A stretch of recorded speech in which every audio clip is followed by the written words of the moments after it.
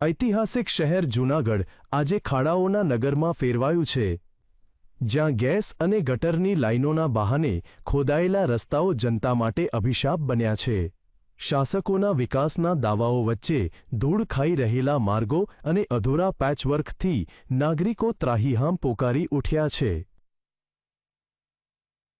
સૌરાષ્ટ્રનું ઐતિહાસિક અને પ્રવાસન ધામ ગણાતું જૂનાગઢ શહેર આજે પોતાની ઓળખ ગુમાવી રહ્યું હોય તેમ લાગે છે। સ્થાનિકો હવે જૂનાગઢને ખાડાગઢની ઉપમા આપી રહ્યા છે, કારણ કે છેલ્લા કેટલાય વર્ષોથી શહેરના મુખ્ય રસ્તાઓ અને સોસાયટીઓની હાલત અત્યંત દયનીય બની ગઈ છે। વાહનો ચલાવવા તો દૂર, લોકોને ચાલવામાં પણ મુશ્કેલી પડી રહી છે।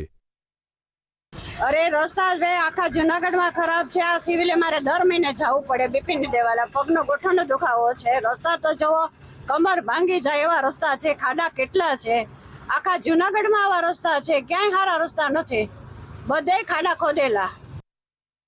શહેરમાં પાણીની પાઇપલાઇન, ભૂગર્ભ ગટર અને ગેસ લાઇન નાખવા માટે રસ્તાઓ આડેધડ ખોદી નાખવામાં આવ્યા છે।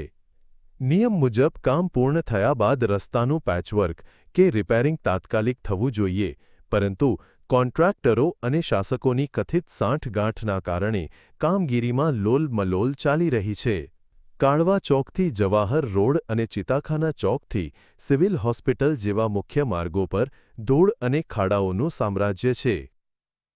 કાળવા ચોકની અંદર જવાહર ચોક રોડ ઉપર જવામાં રસ્તો હાવ ખરાબ બાબતથી રસ્તાના ખાડા બુરવા બાબતે, રોડ બનવા બાબતે વિનંતી કરું છું કે કાચા રસ્તામાં એક્સિડન્ટ, માણસોને સ્લીપ ખાય, કોઈ એક્સિડન્ટ થઈ જાય ખાડા ટેકરાના હિસાબે, એના માટે રોડ બનાવવા વિનંતી કરું છું। અને જૂનાગઢ જિલ્લાની અંદર સિવિલ હોસ્પિટલ જવાનો રસ્તો છે, જે ચિતાખાના ચોકથી ઠેઠ સિવિલ સુધી હાવ રસ્તો બેકાર છે, મજડી દરવાજા સુધી। કામગીરી હાથ ધરવામાં આવી છે। જૂનાગઢ મહાનગરમાં આજે દરેક વોર્ડમાં રોડની કામગીરી જ્યાં આ ત્રણેય કામગીરી પૂર્ણ થઈ ગઈ છે ત્યાં ચાલુ રોડની કામગીરી ચાલુ કરવામાં આવી છે।